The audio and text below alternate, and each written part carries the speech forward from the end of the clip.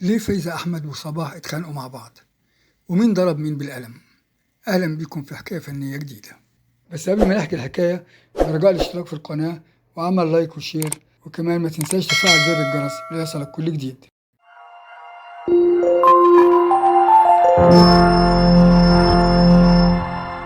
خناقات كتير حصلت ما بين الشحرورة صباح وما بين كروان الشرق فايزة أحمد، والنهاردة هنتكلم عن فايزة أحمد وهنرجع الكلام عن صباح لوقت تاني.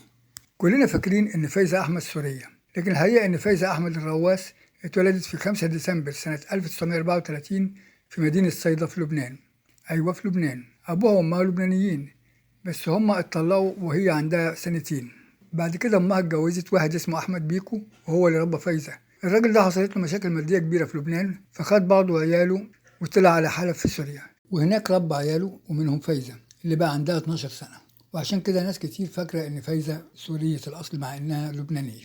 فايزة من صغرها وعندها صوت جميل جدا وجبار، وده اللي خلى أمها تجيب لها مدرس يعلمها المزيكا والمقامات على أصولها. وسنة 46 كانت لسه عيلة صغيرة عندها 12 سنة، اعتمدوها مطربة في إذاعة لبنان. ولما اتنقلت لسوريا اشتغلت في أشهر كازينو هناك، كازينو الشهبندر. ولما جت سنة 47 خدت فايزة أول مقلب في حياتها لما جوزوها المونولوجيست عمر النعامي، وده كان أكبر منها ب20 سنة. وبعد 9 شهور خلفت بنتها في ريال، ويا دوب ما لحقتش تتهنى ببنتها وفوجئت بأهلها بيطلقوها. ليه يا جماعة بتطلقوني ليه؟ قالها هو كده، جوزك طلع نصاب. نصاب ازاي يعني؟ طلع متجوز قبلك كتير وكمان كان بيبيع عياله، ومش بس كده، ده كمان بيخلي نسوانه يشتغلوا في الشغل البطال.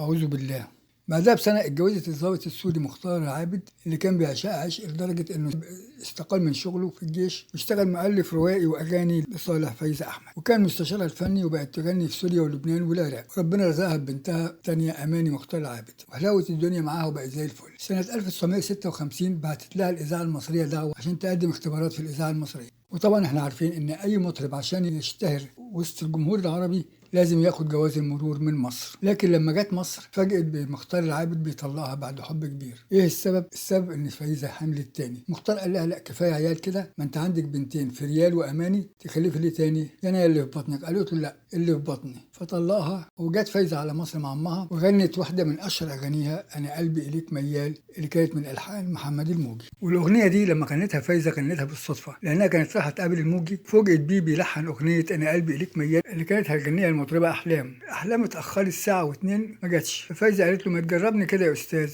والراجل سمع صوتها من هنا وقال لها بس الأغنية دي بتاعتك أنت. طب وأحلام يا فنان؟ قال لها لا أنا هتجوزها وأصالحها. والأغنية دي نجحت نجاح كبير جدا لدرجة إنها كانت من أفضل 5 أغاني في مصر في الوقت ده. لكن للأسف فايزة ما كانتش بتلحق تفرح، فبعد فرحتها بالأغنية دي خلفت بنتها غادة اللي اتطلقت بسببها، ولكنها ماتت في سن 5 شهور. سنة 1957 اشتركت فايزة أحمد في فيلم تمر حنة، وفي الفيلم ده غنت مجموعة من أجمل أغانيها على الإطلاق، قلبي عليك يا خي، وفي أغنية يا تمر حنة، وأغنية يما القمر على الباب اللي كانت أشبه بقنبلة انفجرت في وش الجميع. لكن الأغنية دي بقدر نجاحها بقدر ما جابت لها وجع الدماغ. فوجئت بالنائب سيد جلال قدم استجواب عاجل في مجلس الشعب لوزير الإرشاد اللي هو يعتبر وزير الإعلام بسبب الأغنية، وقال له إن الأغنية دي كلها خلاعة ومياعة وفيها إيحاءات وإسقاطات جنسية. واللي زاد الطين بلة الشيخ كشك لما طلع على المنبر وهاجم الأغنية وقال إن روسيا طلعت القمر وامريكا طلعت القمر، اما احنا جبنا القمر لغايه الباب. مع ان الشيخ كشك ما سابش اغنيه ما هاجمهاش في الوقت ده، حتى الصحافه ما سابتش الاغنيه وقطعوا الاغنيه والمغنيه والمؤلف بتاعها مرسي جميل عزيز، لدرجه ان بعض الدول منعت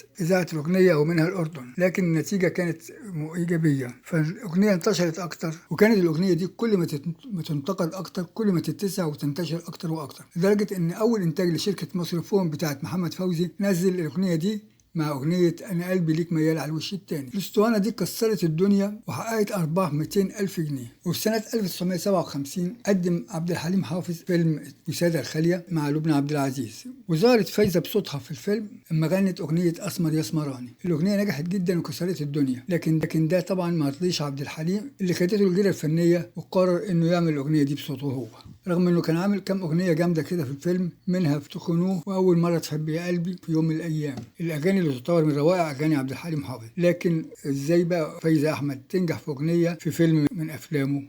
واستغل تنازل فايزة أحمد عن الأغنية للمنتج وقدمها بصوته سنة 1958. فايزة أحمد كانت من النوع العصبي جدا وبتزعل بسرعة، فقررت تنتقم لنفسها وترد الألم لعبد الحليم حافظ، فقدمت أغنية وابور الحريقة. هاتولي هاتولي هاتولي وابور الحريقة شوفولي على وزن أغنية قولوا له الحقيقة، والأغنية بتقول هاتولي هاتولي هاتولي وابور الحريقة، والأغنية قلبت حريقة فعلا. ومن يومها بدأ نزاع فني ما بينها وبين عبد الحليم حافظ، والموضوع ده ولد خصام استمر بينهم مدة طويلة جدا. قعدوا 15 سنة مقاطعين بعض، لا يجمعهم مكان ولا حفلة. واتهموا عبد الحليم حافظ إنه كان بيسلط ناس تجلوش على فايزة في الحفلات بتاعتها وهي بتغني، أو يقطعوا عنها الكهرباء عن الميكروفون عشان تغني من غير ميكروفون. فايزة كان ليها مشاكل كتير مع عدد كبير من المطربين والمطربات رجالة وستات. وأما كلفت الإذاعة الموسيقار الكبير عبد الوهاب إنه يألف أغنية عن عيد الأم، قال مفيش غير فايزة هي اللي غنيها. وفعلا قدمت أغنية ست الحبايب يا حبيبة اللي كانت أيقونة للأغاني، واللي تعتبر لحد دلوقتي أيقونة أغاني عيد الأم. لكن لما حبت فايزة أحمد تغني الأغنية دي في فيلم المليونير الفقير سنة 1959، عبد الوهاب مرضيش ورفع عليها قضية وبعت لها إنذار على قد محضر، لأن عبد الوهاب ما بيهزرش في الحاجات دي. وفعلا اتشالت الأغنية من الفيلم، لكن فايزة شالت الموضوع ده في نفسها لعبد الوهاب. وفي سنة 59 اتجوزت فايزة أحمد من عازف الكمان والجيتار عبد الفتاح خيري، لكن اتطلقوا بسرعة. وفي أواخر سنة 59 رجعت فايزة لطليقها مختار العابد، وحصلت نفس المشكلة مرة تانية أما حملت في ابنها أكرم اللي أصر برضو إنه ينزل، لكنها رفضت فاتطلقوا مرة تانية. وفي سنة 1961 اتعرض فيلم أنا وبناتي اللي غنت فيه فايزة مجموعة من أنجح أغانيها، وأهمهم طبعا بيت العز يا بيتنا. وفي برضه غنت أغنية تعالى لي يابا، وبعدها اتسمت فايزة أحمد بمطربة الأسرة لأنها غنت للأسرة والأب والأم والأخ والعيلة كلها. وتيجي سنة 1963 وتقابل الموسيقار محمد سلطان، وعجبت بيه من أول نظرة وادت له رقم تليفونها، لكن محمد سلطان نفض لها لمدة سنة كاملة. وفي 6 يوليو سنة 1964 اتجوزت فايزة أحمد من محمد سلطان. قلنا إن فايزة أحمد كانت عصبية جدا، والعصبية دي عملت لها عداوة وسببت لها مشاكل مع عدد كبير من الفنانين، وكان على رأسهم طبعا عبد الحليم حافظ. وفي حفلة المغرب سنة 1971 كان عبد الحليم حافظ هو المسؤول عن ترتيب الفنانين اللي هيغنوا في الحفلة اللي اتعملت في المغرب بمناسبة عيد ميلاد الملك الحسن.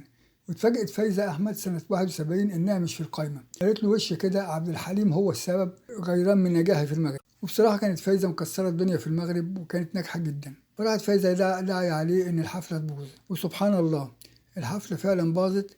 أما حصل انقلاب الصقيرات وعبد الحليم حافظ كان هيموت في الواقعة دي، لأنهم حجزوه في الإذاعة وكانوا طالبين منه إن هو يذيع خبر الانقلاب بنفسه. من يومها بقى عبد الحليم حافظ بقى يخاف من دعوات فايزة ويتراقب منها. وأخيرا اتصالحوا في حفلة نصر أكتوبر سنة 1973. ما كانتش دي آخر خناقات فايزة أحمد مع الفنانين، فحصلت خناقة تانية مع نجاة الصغيرة، لأنها اعتبرتها أنها خطفت منها الملحن الكبير محمد عبد الوهاب اللي بدأ يلحن لنجاة، وقالت إن عبد الوهاب بيدي نجاة ألحان سهلة ويسيب لها هي الأغاني المعقدة والمكلكعة. فعبد الوهاب حب يصلح بين الاتنين وعزمهم عنده عشان يتقابلوا مع بعضهم. جت فايزة أحمد وجوزها محمد سلطان وقعدوا مستنين نجاة، لكن ما جاتش.